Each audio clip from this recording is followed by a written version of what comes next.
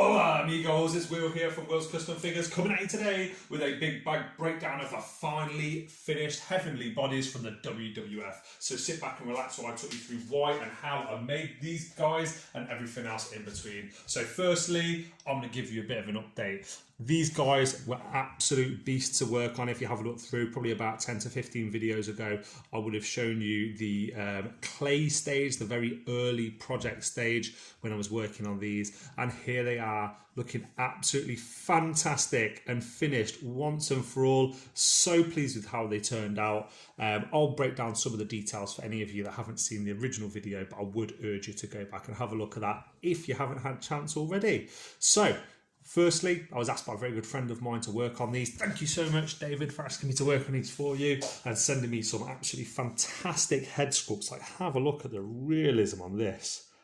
Brilliant. For anybody that doesn't know, these guys were a brilliant tag team throughout the 80s and 90s, and you can just go on YouTube right now, just type in their name and you'll see some pretty classic matches. Now, I had to use like a rolling pin. I get the clay, Polymer Super Sculpey beige clay, definitely beige, not the living doll one. It's absolutely horrific clay to work with. So yeah, whatever you do, if you've had a bad experience, there's a grey clay as well by Polymer Super Sculpey clay, and it's really poor to work with.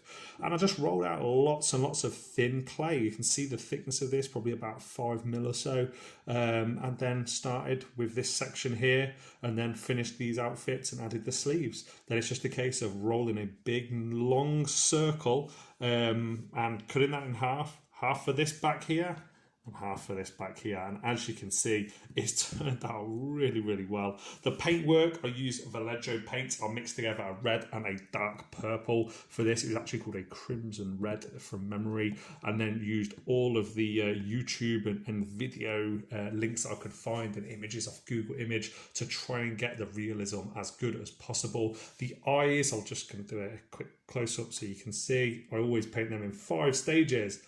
I'll do a complete black eye first, and that will be the eyelashes.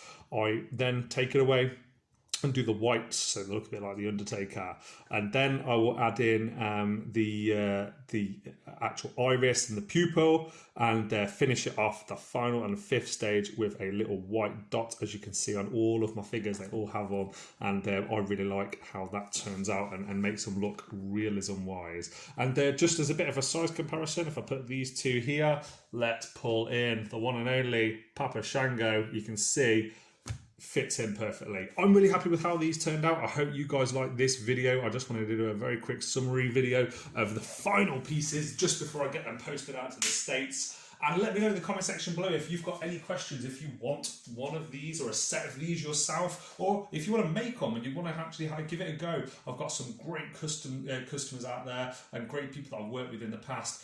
Figure 4 Customs, my good friend Rob, me and him worked together for a long time to help teach him all different techniques, and he sells wrestling figures now and is absolutely fantastic customizer, so I'd link in with him. And I hope you've enjoyed this video from myself, from the one, the only, the Heavenly Body. I'll see you guys in the next one. Peace.